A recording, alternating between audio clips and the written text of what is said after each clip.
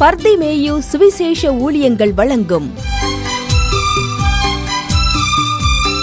நற்செய்தி நேரம்.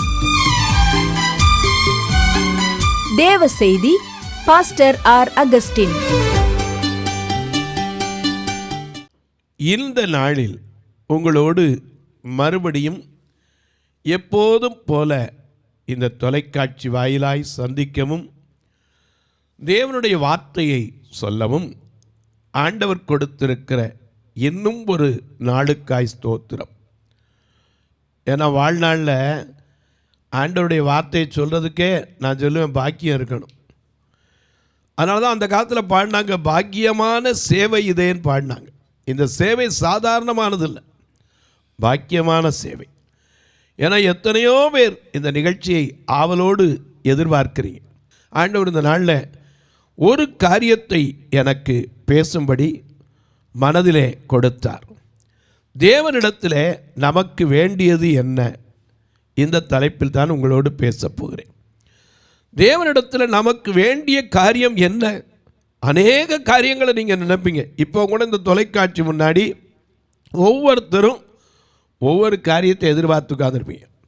சிலர் தங்களுடைய தொழில் ஆசீர்வாதத்துக்காக உட்காந்துருப்பீங்க, சிலர் தங்களுடைய குடும்பத்தில் சமாதானத்துக்காக உட்காந்துருப்பீங்க, சிலர் தங்களுடைய பிள்ளைகளுடைய எதிர்காலத்திற்காக காத்திருப்பீங்க, சிலர் கணவன் மனைவிக்குள்ளே அன்பு குறைஞ்சிருச்சே, திரும்ப அந்த அன்பு வந்துடாதா ஏக்கத்தோடு காத்திருப்பீங்க. சிலர் அவசரமாக அந்தந்த நாள் காரியத்தை செய்து கொண்டே ஒவ்வொருவரும் ஒன்றை எதிர்பார்த்து தான் இருப்போம். ஏன்னா மனிதன் தேவைகள் நிறைந்த உலகத்தில் வாழ்கிறோம். ஒரு தேவை முடிகிறதுக்குள்ளே இன்னொரு தேவை வந்து கதவை தட்டிடுது. பாருங்கள், இப்போ வரிசையாக உதாரணமாக பார்த்தீங்கன்னா, தீபாவளி போய் கொஞ்ச நாளில் கிறிஸ்மஸ் வந்தது, கிறிஸ்மஸ் போய் கொஞ்ச நாளில் புது வருஷம் வந்தது, புது வருஷம் போய் கொஞ்ச நாளில் தமிழர் திருநாள் பொங்கல் வந்தது. இப்படி எல்லாம் வரிசையாக ஒன்று போகிறக்குள்ள இன்னொன்று. மனிதனுடைய தேவைகள் ஒன்றன் பின் ஒன்றாக இருந்து கொண்டு தான் இருக்கிறது. தேவையில்லாத ஒரு மனிதன் கூட இருக்க முடியாது. ஆனால் தேவனிடத்திலே நமக்கு வேண்டிய அல்லது தேவையான முக்கியமான காரியம் என்ன? அதை குறித்து தான் உங்களோடு பேசப் போகிறேன். அதற்கு ஆதாரமாக நான் எப்போதும் சொல்லுவதுண்டு, உங்களுடைய வேதத்தை இந்த நிகழ்ச்சியை பார்க்கும்போது மறக்கவே கூடாது. எதுக்குன்னா, ஒருவேளை நான் தப்பாக சொல்கிறேன்னா, ஏன்னா கையில் பைபிள் வைக்கிறது இல்லை, அதே போல் எந்த பேப்பர் குறிப்பும் நான் எடுத்து வைக்கிறது இல்லை, ஒரு பக்கத்தில் ஒரு லேப்டாப் வச்சுக்கிட்டு பேசுகிற ஆளும் நான் இல்லை. ஏன்னா கர்த்தருடைய ஆவியானவர் எதை கொடுக்கிறாரோ அது அப்படியே சொல்ல நான் வாஞ்சிப்பவன். ஏன்னா ஒரு காலம் வருங்கிறது நான் அறிந்தவன். அன்னைக்கு வசனம் கிடைக்கவே கிடைக்காது. ஆமோஸ் 8:11 படி தேசத்திலே ஒரு பஞ்சம் வருமா. அது என்ன பஞ்சம்? இதுவரைக்கும் என்னென்னமோ பஞ்சம்லாம் வந்திருக்கு. ஆகாரக்குறைவினால் பஞ்சம் வந்திருக்கு. 1967 பார்த்திங்கன்னா கோதுமை தான் கிடைக்கும், அப்படிப்பட்ட ஒரு பஞ்சம் இருந்திருக்கு. ஏழலைக்கிழங்க போட்டு சாப்பிட்டுக்கிட்டு இருந்த காலம் உண்டு. ஏன், நான் படிக்கும் போதெல்லாம் ராத்திரி பாசிப்பயிரை அவிச்சு கொடுப்பாங்க ரைட்டு சாப்பாட்டுக்கு. இப்படி இருந்த காலம் உண்டு. தண்ணீர் எவ்வளோ விலை கொடுத்தாலும் கிடைக்காத காலம். இப்போவே பார்த்திங்கன்னா ஒரு கேன் ஒரு இடத்துல 15, ஒரு இடத்துல 20, ஒரு இடத்துல 25, இப்படி தான் இருக்குது. தேசத்தில் ஒரு பஞ்சம் வருமா. அது என்ன பஞ்சம்? வாசிங்க. இதோ நான் தேசத்தின் மேல் பஞ்சத்தை அனுப்பும் நாட்கள் வரும். ஆகார குறைவினால் அது என்ன பஞ்சமா? ஆகார குறைவினால் உண்டாகிற பஞ்சம் அல்ல. ஏன்னா இன்னைக்கு அரிசி எவ்வளோ விற்குது? 50 ரூபா நல்ல அரிசி வாங்கினா 70க்கு விற்கிது, 90க்கு விற்கிது. எவ்வளோ விற்றாலும் சாப்பிடாம இருக்க முடியாது. ஆகையினால ஆகார குறைவினால் உண்டாகிற பஞ்சம் அல்ல.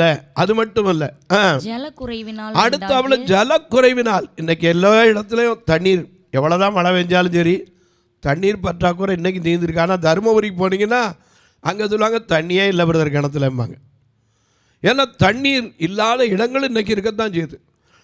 அதனால தான் சொல்ல, ஆகார குறைவினால் உண்டாகிற பஞ்சம் அல்ல, ஜலக்குறைவினால் உண்டாகிற தாகமும் அல்ல, கர்த்தருடைய வார்த்தை கேட்க கிடையாது. ஏன்னா அந்த வார்த்தை எப்படிப்பட்டது? தேனிலும் தேன் இனிமையிலும் அல்லது தேன் கூட்டிலிருந்து ஒழுகும் தெளி தேனிலும் மதுரமானது. அந்த வார்த்தை காலையிலே பனி போல் மாயமாய் உலகம் உபாயங்கள் எல்லாம் நீங்குவதற்கு சொல்லும். பூலோகத்தாரும் மேலோகத்தாரும் போற்றி மகிழ்கிற அந்த வார்த்தை, தேவனுடைய வார்த்தை விலையேற பெற்றது. அதனால தான் 100க்கு அதிபதி தெரிஞ்சனால தான் சொன்னான், எனக்கு ஒரே ஒரு வார்த்தை மட்டும் சொல்லுங்கள், அது போதும்னா. ஆகையினால ஆண்டவருடைய வார்த்தை விலையேற பெற்ற வார்த்தை. அந்த வார்த்தை கர்த்தருடைய வசனம் கேட்கக்கூடாத ஒரு பஞ்சம் இப்போவே வந்துக்கிட்டு தான் இருக்குது. அதனால தான் ஆமோஸ் அன்றைக்கே எழுதி வைத்து விட்டார். பல காரியங்களை ஆமோஸ்கிட்ட கற்றுக்கொள்ளணும். உதாரணமாய் ஆமோஸ் தீர்க்கதரிசியின் புஸ்தகம் 6ஆம் அதிகாரம் 12ஆம் வசனத்தை பாருங்க. இதெல்லாம் கண்மலையின் மேல் குதிரைகள் ஓடுமோ, அங்கே ஒருவன் மாடுகளை வைத்து உழுவானோ, நியாயத்தை நஞ்சாகவும், நல்ல கவனிங்க, நியாயத்தை என்னதான் நஞ்சாகவும், நீதியின் கனியை எட்டியாகவும் மாற்றினீர்கள். அதே 5ஆம் அதிகாரம் 7ஆம் வசனத்தை பாருங்க, மிக அழகா இன்னும் கொஞ்சம் விளக்கம் எழுதியிருக்கிறார். நியாயத்தை எட்டியாக மாற்றி நீதியை தரையிலே விழப்பண்ணுகிறவர்களே அவரை தேடுங்கள். எனக்கு அன்பானவர்களே, நாம் இந்த உலகத்தில் வாழும்போது எல்லாமே வரும். ஆனால் நமக்கு தேவை நிறைந்த உலகத்தில் வாழ்கிறோம். இதில் ஒவ்வொருவரும் ஒவ்வொரு தேவையோடு தான் இன்றைக்கி தொலைக்காட்சி முன்னாடி உட்காந்துருப்பீங்க. உங்களுடைய தேவைகளெல்லாம் ஆமேன் அப்படியே ஆக கடவுது என்று ஆண்டவர் வாய்க்க செய்யட்டும். ஒருவேளை குழந்தை இல்லாமல் பல நாட்களாக கல்யாணம் ஆகி எனக்கு ஒரு குழந்தை பாக்கியம் கிடச்சிடாதான்னு உட்கார்ந்துருக்க சகோதரிகள் உண்டு. வியாதியின் கொடுமையினால் ஐயோ எனக்கு இந்த வியாதி நீங்கி நான் எல்லாரை போல் சந்தோஷமாக இருக்க முடியாதா அப்படின்னு இருக்கும். சில நேரம் வாய் பேச முடியாத நிலையிலிருந்து நானும் மற்றவங்கள போல் பேசிட மாட்டேனா. சிலர் பார்வை இல்லாமல் இருந்து எல்லாரும் அது இது கருப்பு சிகப்பு வெள்ளை பச்சைங்கிறாங்களே, எனக்கும் அப்படி ஒரு நாள் வந்துடாதா. எல்லா தேவைகளோடு தான் உட்கார்ந்துருப்போம். ஆனால் மிக முக்கியமான ஒரு தேவை இந்த வேதத்தில் எழுதப்பட்டிருக்கிறது. அதைத்தான் உங்களுக்கு சொல்ல போகிறேன். அதற்கு ஆதாரமாக உங்கள் வேதாகமத்தை எங்கே இருந்தாலும் தேடி கையில் எடுத்து வைத்துக்கொண்டு பரிசுத்த மத்தேயு எழுதின சுவிசேஷம் 20வது அதிகாரத்தில் 20வது வசனத்தை வாசிக்க கேட்க போகிறோம். அதுக்கு முன்னாடி எல்லாரும் எடுக்கிற வரைக்கும் நீங்களும் நானும் சேர்ந்து பாடுமா? அல்லேலூயா.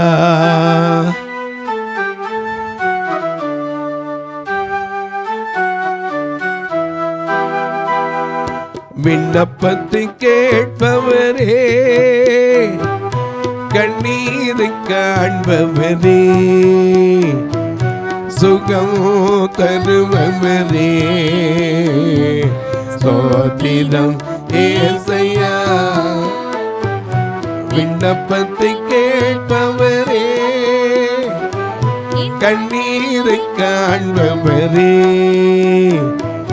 சுகம் தருபவரே, ஸ்தோத்திரம் ஏசையா. சுகம் தருபவரே, ஸ்தோத்திரம் ஏசையா.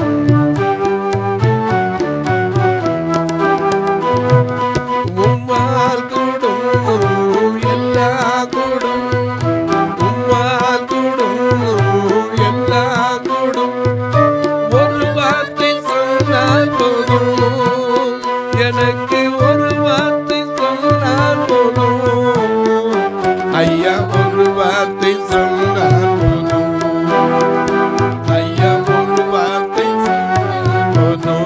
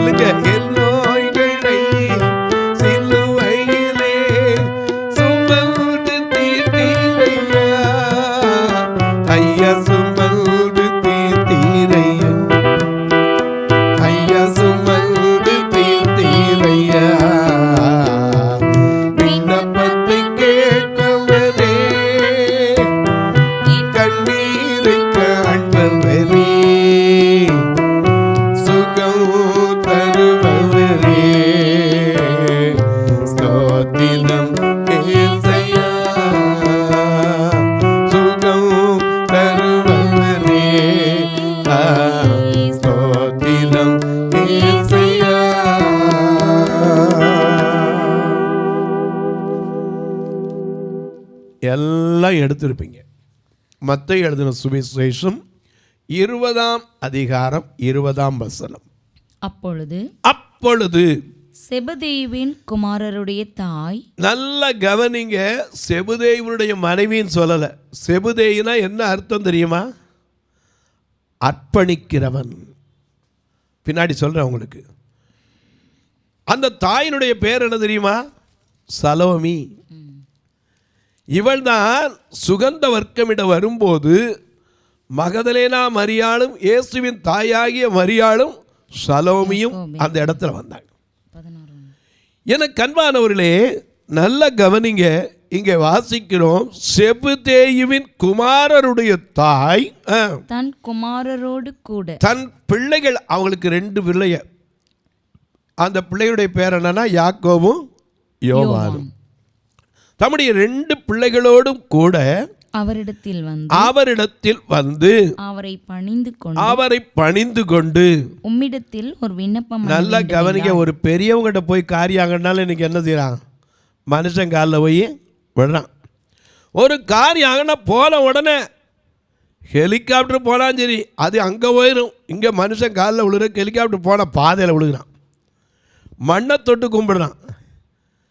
எனக்கு அன்பானவர்களே, தேவாதி தேவனிடத்தில் வருகிறாள்.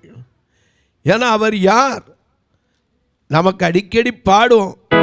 ஏன்னா சகலமும் படைத்தவரே, சர்வ வல்லவரே, சகலமும் படைத்தவரே, சர்வ வல்லவரே, மகிமைக்கு பாத்திரரே, மகிமைக்கு பாத்திரரே, இயேசு பங்காத பிரகாசரே, மகிமைக்கு பாத்திரரே, பங்காத பிரகாசரே, ஆராதிக்கின்றோம், அர்ப்பணிக்கின்றோம், அன்பு செய்கின்றோம், ஆராதிக்கின்றோம், அர்ப்பணிக்கின்றோம், அன்பு செய்கின்றோம். அதனால்தான் யோபு சொல்றார், தேவரீர் சகலத்தையும் செய்ய வல்லவர். 42:2 வாசிக்கிறோம், தேவரீர் சகலத்தையும் செய்ய வல்லவர், நீர் செய்ய நினைத்தது ஒன்றும் தடைப்படாது என்பதை அறிந்திருக்கிறேன். ஐயா, சாதாரண மனுஷன் ஒரு காரியம் ஆகன்னா போய் என்ன செய்யறான்? காலில் விழுகிறான். மனுஷன் காலில் ஒரு நாள் என்ன செய்யக்கூடாது? விழவே கூடாது. ஏன்னா யோவான் இப்படி தான் காலில் விழுந்தபோது யோவானுக்கு சொல்லப்பட்டது, எப்பா இதை செய்யாதபடிக்கு எச்சரிக்கையாரு, ஏன்னா நானும் உன்னை போல ஒரு ஊழியக்காரன் தான் அப்படின்னு சொன்னேன். எனக்கு அன்பானவர்களே, இங்கே பார்க்கிறோம், ஒரு தாய் தன் பிள்ளைகளை கூட்டிக் கொண்டு, 2 பிள்ளைகள் அவளுக்கு, அந்த 2 பிள்ளைகளை கூட்டிக் கொண்டு யார்கிட்ட வாரா? திரும்ப வாசிங்க பார்க்கலாம். அப்பொழுது செபதேயுவின் குமாரருடைய தாய் தன் குமாரரோடும் கூட அவரிடத்தில் வந்து, யார் அந்த அவர்ங்கிறது? யாரு? இயேசு. ஏன்னா அவரிடத்தில் வந்தா யாரும் வெறுமையா திரும்புறதும் கிடையாது. புலம்பல் 3:31 சொல்லுகிறது, மிக அருமையான ஒரு வசனம். புலம்பல் 3ஆம் அதிகாரம் 31ஆம் வசனம். நாம் அநேக நேரங்களில் ஆண்டவர் என்றென்றைக்கும் கைவிட மாட்டார். எத்தனை பேர் விசுவாசிக்கிறீங்க?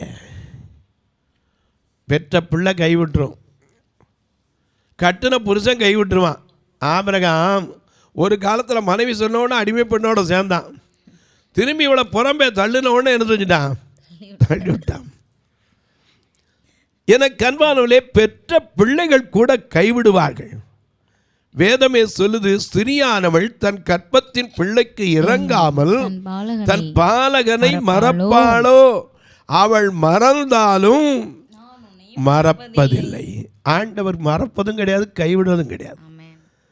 யார் கைவிட்டாலும் இயேசு கைவிட மாட்டான்னு பாட பேசுகிறோம். ஆனால் இங்கே வேதம் என்ன சொல்லுது? ஆண்டவர் என்றென்றைக்கும். நீ சின்ன பிள்ளையா இருக்கும்போது தூக்குனதாய் வாலிபத்தில் வந்தவன் ஆமாம் இனிமேல் நான் அவனுக்கு தெரியாதா கைவிட்டுருவாங்க. முதிர் வயது ஆகும்போது ஆமாம் கிழவன் கட்டின மனைவியோட சொல்லிடுவான். ஒரு வியாதி வந்தால் யோபு மனைவி என்ன சொன்னா, இன்னுமா உத்தமத்தில் நிற்கிறாய், இன்னுமா இருக்க, சாக வேண்டிதானே. மனிதர்கள் கைவிடுவார்கள். ஆகாரு வனாந்தரத்தில் போனான், தண்ணி காலி ஆயிடுச்சு, அப்பமும் தீர்ந்து போச்சு. உடனே பிள்ளை தண்ணிக்காக என்ன செஞ்சு அழுதது. உடனே என்ன சொன்னா, பிள்ளை சாகிறத நான் பார்க்கணுமா அப்படின்னு சொல்லிட்டு தூரத்தில் போய் அழுதா, கைவிட்டுட்டான். பிள்ளையை கைவிட்டு தூரத்தில் போய் சத்தமிட்டு அழுதாள்.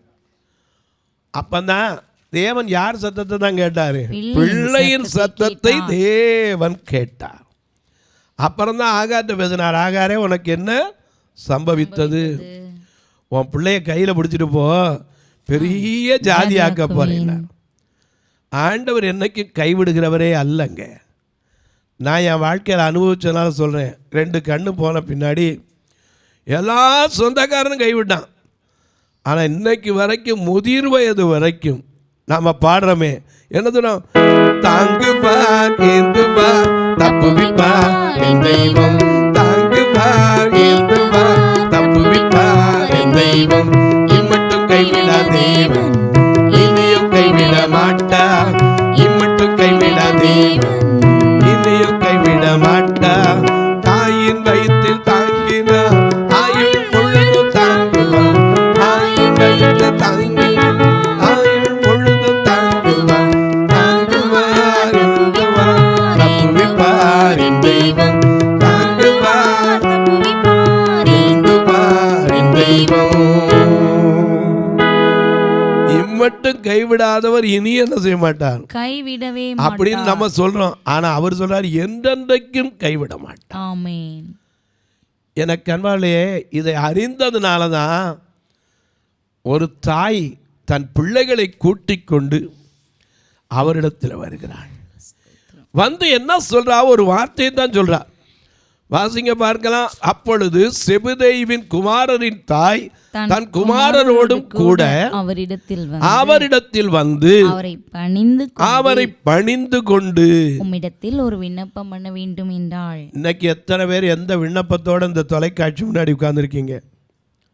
ஏன்னா உங்கள் விண்ணப்பத்துக்கெல்லாம் பதில் கொடுக்கிற ஒரு தேவன் உண்டு. ஏன்னா பழைய ஏற்பாட்டு காலத்திலும் சரி புதிய ஏற்பாட்டு காலத்திலும் அநேகர் ஜெபித்தார்கள். பவுலும் ஜெபித்தான். 2 கொரிந்தியர் 12:7 என் மாமிசத்தில் எனக்கு ஒரு முள் கொடுக்கப்பட்டிருக்கிறது, அது நாள்தோறும் என்னை கொட்டும் சாத்தானின் தூதுவனாய் இருக்கிறது, என்னை விட்டு நீங்கும்படி 1 தரமல்ல 2 தரமல்ல 3 தரம் என்ன செய்தேன், விண்ணப்பம் செய்தேன். அதற்கு ஒரே வார்த்தை சொன்னார், என் கிருபை உனக்கு போதும், உன் பலவீனத்திலே என் பலன் பூரணமாய் விளங்கும். விண்ணப்பம் என்பது பழைய ஏற்பாட்டு காலத்திலும் இருக்கு, புதிய ஏற்பாட்டு காலத்தில் இருக்கு. புதிய ஏற்பாட்டு காலத்தில் பவுல் ஜெபித்தான். பவுல் சாதாரணமான ஆள் இல்லை. அநேக சபைகளுக்கு நிருபத்தை எழுதின அவனுக்கு ஒரு விண்ணப்பம் இருந்துச்சு. என்ன விண்ணப்பம்? என் மாம்சத்தில் என்ன இருக்கு, ஒரு முள். இன்னைக்கு எத்தனையோ பேர் உங்க மாம்சத்தில் முள் இருக்கலாம். மனைவி ஒரு முள்ளா இருக்கலாம், புருஷன் ஒரு முள்ளா இருக்கலாம், பிள்ளை ஒரு முள்ளா இருக்கலாம், பெற்ற தகப்பனே உங்களுக்கு முள்ளா இருக்கலாம். ஆனால் அந்த முள் நம்ம விட்டு நீங்குமா? நீங்களும் ஜெபிக்கலாமா? ஜெபிக்க முடியாது. ஏன்னா அவர் சொல்லிடுவாரு, என்ன சொல்லுவாரு, அது என்னை விட்டு அன்றியும் அவன் என்னை விட்டு நீங்கும்படியா நான் 3 தரம் கர்த்தரிடத்தில் வேண்டிக் கொண்டேன், என் கிருபை உனக்கு போதும். இன்றைக்கும் சொல்றேன், அந்த கிருபையை நம்பி உட்கார்ந்திருக்கிற உங்களுக்கு அப்படியே ஆகட்டும்னு அன்றைக்கு அந்த தாய்க்கு பதில் கொடுத்த அந்த தேவன் என்றென்றைக்கும் கைவிடாதவர். இந்த மாறும் உலகத்திலே எபிரெயர் 13:8 அவர் நேற்றும் இன்றும் என்றும் மாறாதவராய் இருந்து உங்களுக்கு பதில் கொடுக்கணும். தொலைக்காட்சியில் பார்க்கிற என் அன்பு மக்களே, இந்த நிகழ்ச்சியை நாள்தோறும் பார்க்குறீங்க, கேட்குறீங்க. இந்த தொலைக்காட்சி நிகழ்ச்சியை பார்க்குற உங்களை எல்லாருக்கும் ஒரு வார்த்தை சொல்லுவேன், இது தொடர்ந்து வர ஜெபம் பண்ணுங்க. ஏன்னா ஒரு நாள் வரணும்னா ரெக்கார்டிங்கோட தொலைக்காட்சி கட்டணத்தை சேர்த்து 5000 ரூபா செலவு உண்டு. 30 நாள் நீங்களே கணக்கு பண்ணுங்கள் எத்தனை டிவியில் பார்க்குறீங்க. அது மட்டும் இல்லை, எங்கள் சபையை பார்த்தீங்கன்னா 2 கண்ணு தெரியாத மக்களுக்குரிய சபை. 2 கண்ணும் தெரியாத மக்கள் தான். இவங்களை கூட்டிகிட்டு வர்றதுக்கே நான் வாரத்தில் 4000 ரூபா வேனுக்கு மட்டும் திருநெல்வேலியில் கட்டுறேன். ஆண்டவர் ஒவ்வொரு மாதமும் யாரை கொண்டாவது எழுப்பணும். ஏன்னா 4 வாரம் கூட்டு வரக்கு 16000 ரூபா. இல்லை ஒருவேளை யாராவது ஆசீர்வதிக்கப்பட்டவங்கிறதா ஒரு வேலையே கர்த்தருக்காக வச்சா 1000 மடங்கு அவருக்கு திரும்பி கொடுப்பார். நானும் அதுக்காக ஜெபம் பண்ணிக்கிட்டு தான் இருக்கோம். ஏன்னா வருஷத்துக்கு மாதம் 16000 வருஷம் என்னாச்சு பாருங்க. ஒவ்வொரு வாரமும் அது மட்டும் இல்லை, கூட்டிகிட்டு வந்து திருப்பி கொண்டு விட்டு சாப்பிட வச்சு சத்தியத்தை அறிவித்து அனுப்புகிறோம். மதுரையில் ஒரு குடும்பத்துக்கு 4 கிலோ அரிசி இல்லாமல் நான் அனுப்புறதில்லை. ஏன்னா வாரம் முழுக்க அவங்க வேலை இல்லாட்டாலும் சரி சாப்பாடுறதுக்கு ஆண்டவர்கிட்ட போனேன். நான் பட்டியாக இருக்கேன் நம்ம சொல்லக்கூடாது. ஏன்னா கிரியை இல்லாத விசுவாசம் ஒரு மனுஷன் என்ன செய்யாது, ரட்சிக்கவே ரட்சிக்காது. நீங்களும் கர்த்தர் ஏவினால் கட்டாயம் அல்ல, விசலமாயல்ல ஒழியத்தை தாங்கலாம்.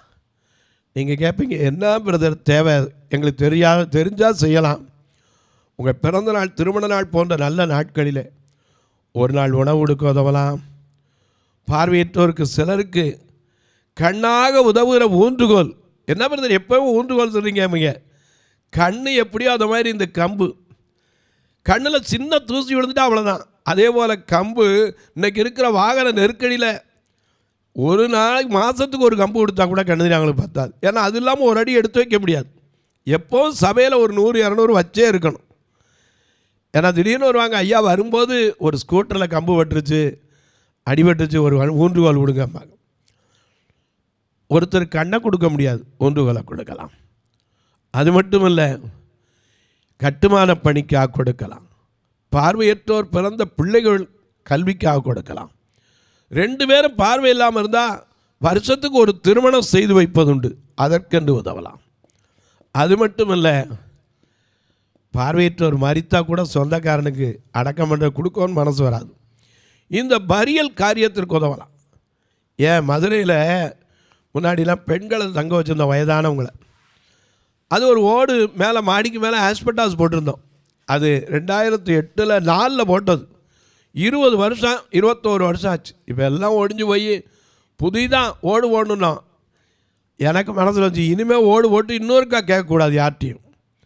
அதனால் அதை சென்ட்ரிங் போடணும் அப்படி ஜெபம் பண்ணிக்கிட்டு இருக்கோம். 6 லட்சம் ரூபா. ஆண்டவர் 10,000 வச்சு ஒரு 60 பேர் எழுப்பணும். 50,000 வச்சு ஒரு 30 பேர் எழுப்பினா போதும், கிட்டத்தட்ட அழகாக ஓடியாந்துடும். அதே போல் ஐயா கர்த்தர் ஏவினால் ஒவ்வொருவரும் இதை தாங்கலாம். எப்படி நாங்கள் தூரத்தில் இருக்கும்போது எப்படி தாங்கன்னு கேட்பீங்க. இதில் 2 நம்பர் வந்துக்கிட்டே இருக்கும், ஜிபே, ஃபோன்பே. ஏன்னா இப்போ எல்லாருக்கும் அதான் ரொம்ப சௌரியம். டீ குடித்தாலும் ஜிபே தான், ஒரு கடையில் சாப்பிட்டாலும் ஜிபே தான், என்ன பொருள் வாங்கினாலும் ஜிபே தான். அதன் வழியாக நீங்கள் தொடர்பு கொள்ளலாம். அது மட்டும் இல்லை, ஒரு வேளை ஐயா நாங்கள் ஒரு நாள் பார்க்கலாமா, தாராளமாக. ஒருவேளை சிலர் கேட்கலாம், நாங்கள் கொடுக்கணும்னு ஆசை உண்டு, எங்களுக்கு கணக்கு வைக்கிறதுக்கு வழி உண்டா? நிச்சயமாக என்ற கேளுங்க, எல்லாவற்றுக்கும் வழி உண்டு, நான் சொல்லுவேன். உங்கள் ஜெபக்காரி எது இருந்தாலும் காலை 10லேருந்து 5 மணிக்குள்ளே சொல்லணும். ஏன்னா நான் வெளியே தெருவில் பிரசங்கம் பண்ணுற ஆள். காலையில் வந்துட்டு வெளியே போயிடுவேன். உங்கள் ஃபோனை எடுத்துகிட்டு போய் பேசிக்கிட்டு இருந்தால் அவங்ககிட்ட பிரசங்கம் பண்ண முடியாது. ஆகையினால ஃபோனை வச்சுட்டு போயிடுவேன். நீங்கள் கூப்பிட்டுட்டு ஐயா பிரதர் எடுக்கலையான்னு கூப்பிடாது. 10 மணிக்கு மேலே கூப்பிடுங்க, தாராளமாக எடுப்பேன். இப்போவும் உங்களுக்காக ஜெபிக்கட்டுமா? நல்ல பிதாவே, நன்றியோடு துதிக்கிறோம் சுவாமி. விண்ணப்பத்தை கேட்கிறவர், தேவையானது தேவனிடத்தில் தேவையானது என்ன அதை நாங்கள் தியானித்து வருகிறோம். அன்றைக்கு ஒரு தாய் தனக்கு தேவையானதை கேட்கும்படி இயேசுவிடத்தில் போனாள். பவுல் தனக்கு தேவையான ஒன்றை கேட்டான். ஆனால் ஆண்டவர் சொன்னார், என் கிருபை உனக்கு போதும் என்று சொன்னார்.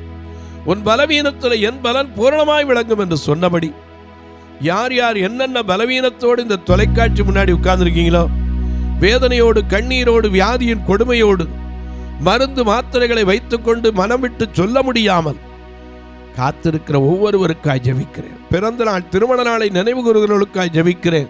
தங்களுக்கு அன்பாளனை இழந்து தவிக்கிற ஆறுதலற்ற மக்களுக்காய் ஜெபிக்கிறேன். மருத்துவமனையில் வைத்துவிட்டு ஐயோ ஒரு நல்ல செய்தி வருமான்னு காத்திருக்கிறவங்களுக்காக ஜெபிக்கிறேன். எப்போதும் மருந்து மாத்திரதானா என் வாழ்க்கையில, ஒரு விடுதலையே இல்லையா என்று கண்ணீர் வடிக்கிற மக்களுக்காக ஜெபிக்கிறேன். பில்லி சூனியம் செய்வனையின் கட்டுகளினால் தவிக்கிற மக்களுக்காக ஜெபிக்கிறேன். சுயஜனத்தால் அந்நிய ஜனத்தால் நம்பினவர்களால் வந்த மோசத்தினாலே மனம் சோர்ந்திருக்கிறவர்களுக்காக ஜெபிக்கிறேன். ஒவ்வொருவருடைய கண்ணீரும் கவலைகளும் மாறட்டும். வானத்திற்கும் பூமிக்கும் சகல அதிகாரம் கொண்ட இயேசு கிறிஸ்துவின் ஈடு இணையற்ற வல்லமையுடைய நாமத்தில் ஜெபிக்கிறேன் நல்ல பிதாவே, ஆமென். சபை ஆராதனை ஞாயிறு காலை 10 மணி முதல் 12 மணி வரை. இடம் பர்திமேயு சுவிசேஷ ஆலயம், அன்னை சத்யா நகர், இளமனூர் அஞ்சல், சக்கிமங்கலம் வழி, மதுரை மாவட்டம். பின்கோட் 625201 மற்றும் பர்திமேயு சுவிசேஷ ஜெப வீடு, plot number 107, Eden garden, Muthur, Tirunelveli. Pin code 627011. சிறப்பு உபவாச கூட்டம் ஒவ்வொரு மாதமும் 2வது சனிக்கிழமை காலை 10 மணி முதல் 1 மணி வரை நாகர்கோவில் YMCA ஹாலில் வைத்து நடைபெறுகிறது. மற்றும் ஒவ்வொரு மாதமும் 4வது சனிக்கிழமை காலை 10 மணி முதல் 1 மணி வரை திருநெல்வேலி புதிய பேருந்து நிலையம் அருகில் உள்ள கிரேஸ் ஹாலில் வைத்து நடைபெறுகிறது. எங்கள் எல்லா ஆராதனைகளிலும் கலந்து கொண்டு தேவனை மகிமைப்படுத்த அன்பாய் அழைக்கிறோம். உங்கள் உதாரத்துவமான காணிக்கைகளினால் இவ்வூழியத்தை தாங்க விரும்பினால் R Augustine, account number 5021364331, IFSC code IDIB 000B066, Indian bank, BP Kulam, Madurai. GPay number 9842181917, BGM ministries மற்றும் 9442559772, பிளைண்ட் மினிஸ்ட்ரீஸ் அகஸ்டின். உங்கள் தொடர்புக்கு பாஸ்டர் ஆர் அகஸ்டின், பர்திமேயு சுவிசேஷ ஊழியங்கள், நாகமலை, புதுக்கோட்டை, மதுரை 625019. தொலைபேசி எண்கள் 9842181917 மற்றும் 9442559772. கர்த்தர் தாமே உங்களை ஆசீர்வதிப்பாராக.